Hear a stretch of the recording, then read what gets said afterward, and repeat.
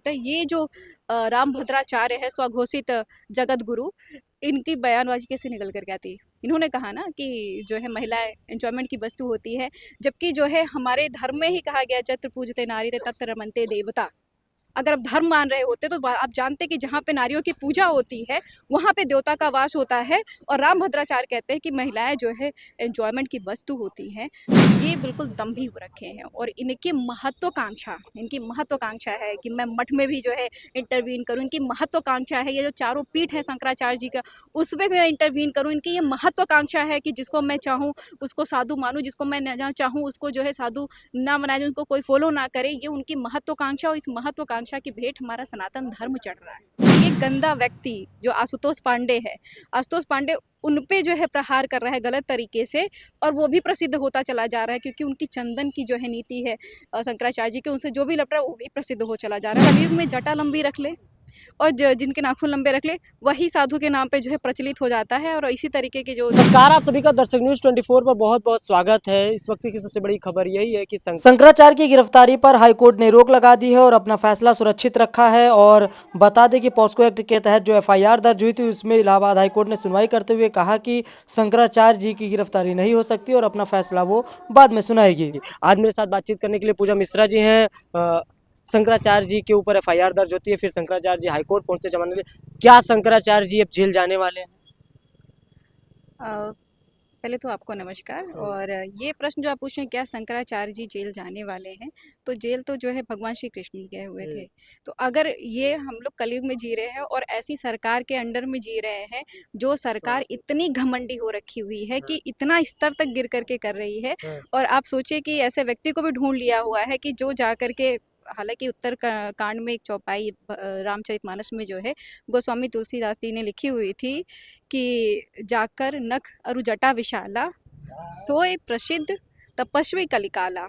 कहने का मतलब है कि कलयुग में जो है, उन्होंने कहा हमको पता था ऐसा होने वाला है, जो कलयुग में जटा लंबी रख ले और जिनके नाखून लंबे रख ले वही साधु के नाम पे जो है प्रचलित हो जाता है। और इसी तरीके के जो देख रहे हो अभी भगवान शंकराचार्य, अभी मुक्तेश्वरानंद सरस्वती के ऊपर में जो आरोप लगाने के लिए खड़ा हुआ है जो व्यक्ति, वो उसी तरीके से प्रसिद्ध होने का प्रयास कर रहा है। और एक जो है बात लिखी गई हुई है रामचरितमानस में कि जो दुर्व्यक्ति होता है और जो साधु होता है, जैसे कि हमारे भगवान शंकराचार्य जी हैं, वो उनका कुल्हाड़ी और चंदन जैसा संबंध होता है। आप सोचिए कि ये गंदा व्यक्ति जो आशुतोष पांडे है, आशुतोष पांडे उन पे जो है प्रहार कर रहा है गलत तरीके से, और वो भी प्रसिद्ध होता चला जा रहा है क्योंकि उनकी चंदन की जो है नीति है शंकराचार्य जी के, उनसे जो भी लड़ रहा है वो भी प्रसिद्ध हो चला जा रहा है और इसी के लिए घृणित कार्य करते चला जा रहा है। और हमें नहीं लगता है कि जो है अगर कोर्ट इस बेसिस पे जाएगी कि शंकराचार्य जी को अगर सही तरीके से जाएगी, तो मुझे नहीं लगता है कि शंकराचार्य जी को जेल जाना पड़ेगा। पर अगर ये प्रशासन इसी तरीके से दम्भी जिस तरीके से हो रखी हुई, तो फिर कुछ कहा नहीं जा सकता ना कलयुग में कि कौन कहाँ पे कैसे जाएगा। अब ऐसे समझ लीजिए कि दिल्ली में ही 2-2 3-3 साल तक जो है सजाएं काट करके निकले, मतलब ट्रायल चल रहा है और बाद में पता चलता है सुप्रीम कोर्ट में इनके ऊपर कोई केस नहीं है। तो हम उस सरकार के अंडर में है, एक अघोषित इमरजेंसी में है, जहाँ पे आपके ऊपर में आरोप है कि नहीं उसे मतलब नहीं रखता। आप सोचो पोस्को एक्ट क्यों लगाया गया? पोस्को एक्ट इसलिए लगाया गया क्योंकि अगर कोई बालिग जा करके कहेगा तो बालिग को प्रूफ देना पड़ेगा। हमारे जो है जो हमारा लॉ एंड ऑर्डर है, प्रावधान ही ऐसा है हमारे कानून में कि अगर नाबालिग है तो उसका बयान ही सब कुछ है। अगर कोई जाकर के 12 साल का 15 साल का व्यक्ति अगर तुम्हारे ऊपर सॉरी आपके ऊपर कह दे, इनमें से किसी के ऊपर कह दे, अगर वो कहता है कि इन्होंने हमारा शोषण किया, तो हमारा जो कानून है वो कहेगा कि पहले एफआईआर दर्ज करो। नाबालिग का बयान ही सारा कुछ है, कोई साक्ष्य किसी चीज़ की ज़रूरत नहीं है। इसीलिए जो है ये जो ना, मुझे तो नाबालिग बच्चों के लिए चिंता होती है, जो आशुतोष जिसके ऊपर शामली में खुद 21 मुकदमे हैं, जो 25,000 जो है रुपए का इनामी बदमाश रहा है। और ये ऐसा थोड़े प्रवृत्ति इसकी आज की है, जो हमारी सरकार थी तब भी ऐसे नौटंकी बाज था, कहीं नौटंकी करे तो लगा कि नौटंकी करता करता चला कहाँ गया। तो अब दिख करके आ रहा है सामने कि यही सब गंदे कृत्य में सम्मिलित था। तो वो बच्चों की भी सेफ्टी बहुत ज़्यादा जरूरी है कि उनको पता नहीं क्या जो है का रखा हुआ है, किस तरीके से जो है उनको कन्विंस किया होगा। आपको पता होगा कि एक जो है मीडिया में जाकर के परिवार से मिलने की कोशिश की हुई थी हरदोई का एक जो है बच्चा है, परिवार वाले इतने डरे हुए हैं। मतलब आप सोचिए कि अगर परिवार अगर सब कुछ सही ही होता, परिवार वाले इतने डरे हुए कैसे रहते। और अभी आपने देखा होगा कि और व्यक्ति निकल करके आ रहे हैं, जिससे ये जो है आशुतोष नाम का जो भी व्यक्ति है वो जो है लग करके कि आप इनके ऊपर गलत आरोप लगा दीजिए, उनके ऊपर गलत आरोप लगा दीजिए, इस तरीके के कृत्य कर रहा है। तो ये सरकार को परेशानी क्या है ना, माननीय मुख्यमंत्री योगी आदित्यनाथ जी को। माननीय मुख्यमंत्री योगी आदित्यनाथ जी चाहते हैं कि जितने मठ हैं, जितने धार्मिक चीजें हैं, उन पर भी उनका आधिपत्य हो। इस घमंड में वो चल रहे हैं। तभी तो सोचो कि सतुआ बाबा लेकर के जाएगा, वो अपना गाड़ी लेकर के जाएगा। उसका बयान देखा था कि गाड़ी लिए हैं, कुचल डालेंगे, वो जाएगा घाट पर। शंकराचार्य जी के शिष्य पालकी लेकर के जाएंगे, वो नहीं जाएंगे घाट, वो घाट पे नहीं जा सकते। और इस सरकार में जो धर्म की बात करते हैं, बटुकों की शिखा खींची जाती है, बूटों से मारा जाता है साधुओं को, और किसी के ऊपर कार्रवाई नहीं होती है। आप खुद सोच करके देखिए कि कितना, मतलब मानिए आपको शंकराचार्य गलत लगते हैं, मानिए आप चाहते हैं कि शंकराचार्य स्नान ना करें, मानिए आप चाहते हैं कि शंकराचार्य अगर स्नान करने जाते तो भगदड़ होते, कुछ भी होता। ये सारी चीजें एक तरफ, दूसरी तरफ जो है बटुकों का शिखा खींचना, उनको बूटों से मारना, ये तो क्राइम ही था ना। ऐसा कौन सा अपराध कर दिया था? मतलब ये जो 25,000 का इनामी है, जिसके ऊपर में गैंग रेप के मामले चले, वो चल ही रहे हैं, पेशी चल रही है, उससे तो कम ही है। तो उनके ऊपर में, ऐसे जो पुलिसकर्मियों के ऊपर में कोई कार्रवाई नहीं की गई है आज तक। तो ये सरकार की मंशा है। माननीय मुख्यमंत्री जी चाहते हैं कि जिसको मैं चाहूँ बाबा बने, जिसको मैं चाहूँ वो जो है उसका ऊपर नाम चले, जिसको मैं चाहूँ हर जगह पे जो है वो इंटरफेयर करना चाहते हैं। जबकि हमारा नियम भी यही कहता है कि अगर मठ का मामला है, धार्मिक मामला है, उसमें कौन महामंडलेश्वर होगा, कौन मठाधीश होगा, कौन शंकराचार्य जी होंगे, उस पे जो है किसी भी सरकार का, प्रशासन का कोई हस्तक्षेप नहीं होता। पहला जजमेंट सुप्रीम कोर्ट का आया हुआ था 1994 में शरर मठ के मामले में, उसी में जो है। अभी आशुतोष पांडे जिनकी बात आप कर रहे हैं, उन्होंने पीसी करके कहा कि अखिलेश यादव और कांग्रेस के बड़े नेताओं को वीवीआईपी ट्रीटमेंट शंकराचार्य जी के पंडाल में दी जाती थी। ये जो है शंकराचार्य जी के पंडाल में जाकर के देखे थे, वो गए हुए थे वहाँ पे। आप जैसे मीडिया कर्मी तो वहाँ रोज पड़े रहते हैं, रोज देखा करते थे। आपसे आरोप भी तभी लगाया हुआ है कि जब जो है हर समय 24 घंटे कोई मीडिया कर्मी पड़ा हुआ है। अखिलेश यादव, राष्ट्रीय अध्यक्ष अखिलेश यादव जी उनके पास में कब गए थे? जब वो शंकराचार्य नहीं थे। हरिद्वार में जब जो है उनके गुरु जी थे, तब जब लाठीचार्ज होने के बाद में क्षमा मांगने के लिए जो शंकराचार्य जी गए हुए थे, उसके बाद में जो है जब महाकुंभ के दौरान में गए थे, उनके शिविर में तो वही गए हुए थे जहाँ पे सब लोग गए हुए थे। और इतना सारा का सारा मीडिया देख रहा है, उनको जो है क्या ट्रीटमेंट मिल रहा है, नहीं मिल रहा है, ये इनको कहाँ से जानकारी हो रखी हुई है। ये व्यक्ति खुद में एकदम गिरा हुआ व्यक्ति है। इसको फाइनेंस किया गया है सरकार की तरफ से कि भाई तुम जो है जितना लांछन लगा सकते हो शंकराचार्य जी के ऊपर में लगा सको। एक होता नहीं है, अब शंकराचार्य जी के ऊपर कोई साक्ष्य तो है नहीं, गुंडागर्दी का आरोप लगा दो।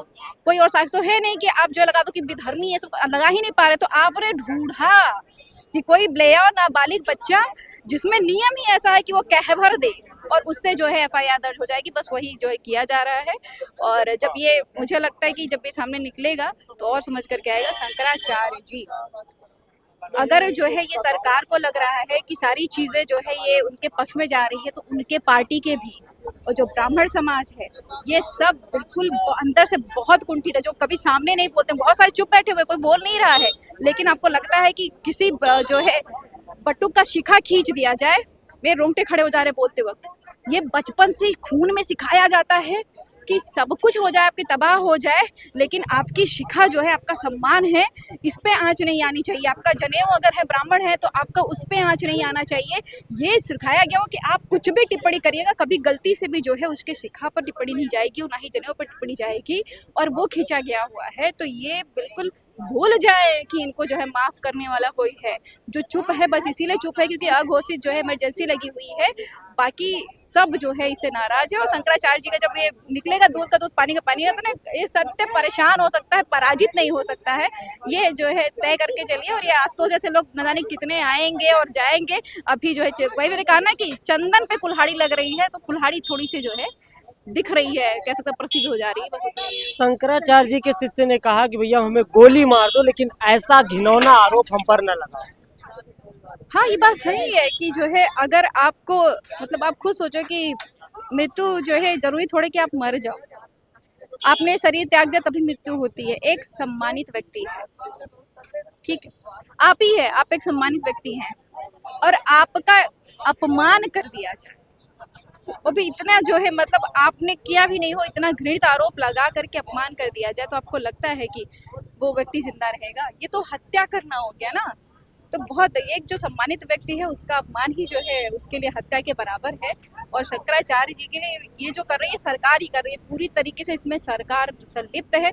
और सरकार ये नहीं समझ रही कि ये जो आंदोलन उठ रहा है शंकराचार्य जी के पक्ष में बहुत दूर तक जाएगा। बहुत सारे जो है लोग अभी चुप बैठे हुए हैं, शांत बैठे हुए, ऐसा नहीं कि उनके अंदर का कोलाहल खत्म हो गया, वो कोलाहल है, कोलाहल का खामियाजा सरकार को भुगतना पड़ेगा। शंकराचार्य जी, इनको बस यही परेशानी है कि शंकराचार्य जी प्रश्न पूछते हैं ना कि ये कहा, और ऐसा नहीं कि यही पूछते हैं, चारों शंकराचार्य जी प्रश्न पूछते हैं, पूरी पीठ के शंकराचार्य जी वही प्रश्न पूछ रहे हैं, सब पूछ रहे हैं। लेकिन ये माननीय मुख्यमंत्री योगी आदित्यनाथ जी ये बिल्कुल दम्भी हो रखे हैं। और इनकी महत्वाकांक्षा है कि मैं मठ में भी जो है इंटरवीन करूं। इनकी महत्वाकांक्षा है ये जो चारों पीठ है शंकराचार्य जी का, उसमें भी मैं इंटरवीन करूं। इनकी ये महत्वाकांक्षा है कि जिसको मैं चाहूँ उसको साधु मानूं, जिसको मैं जहाँ चाहूँ उसको जो है साधु ना बनाए, उनको कोई फॉलो ना करे। ये उनकी महत्वाकांक्षा, और इस महत्वाकांक्षा की भेंट हमारा सनातन धर्म चढ़ रहा है। हमारे सनातन धर्म के जो मानने वाले लोग हैं वो चढ़ रहे हैं। राम भद्राचार्य पर लगातार सवाल खड़े हो रहे हैं कि वो उनका ही चेला है, और अखिलेश जी ने कहा कि ये मेरी गलती थी कि उसका 420 का केस वापस ले लिया। राम भद्राचार्य वही है जो कहते हैं कि महिलाएं जो है एंजॉयमेंट की वस्तु होती हैं। अगर कोई साधु कह रहा हो, मैं चैलेंज करती हूँ हम्म। कि स्वामी अविमुक्तेश्वरानंद सरस्वती महाराज जी का कोई एक बयान ऐसा बता दीजिए जो इस तरीके का निकल करके आया हो। हमने उनके जो है महाकुंभ के दौरान भी उन्होंने धर्म संसद लगा रखी थी, सामाजिक समरसता पे भी जो है उन्होंने धर्म संसद कराई। उनके यहाँ पे इतने बटुक शिष्य रह रहे होते हैं। ये जो राम भद्राचार्य है स्वघोषित जगत गुरु, इनकी बयानबाजी कैसे निकल करके आती है? इन्होंने कहा ना कि जो है महिलाएं एंजॉयमेंट की वस्तु होती है, जबकि जो है हमारे धर्म में ही कहा गया जत्र पूजते नारी तत्र रमन्ते देवता। अगर आप धर्म मान रहे होते तो आप जानते कि जहाँ पे नारियों की पूजा होती है वहाँ पे देवता का वास होता है। और राम भद्राचार्य कहते हैं कि महिलाएं जो है एंजॉयमेंट की वस्तु होती हैं।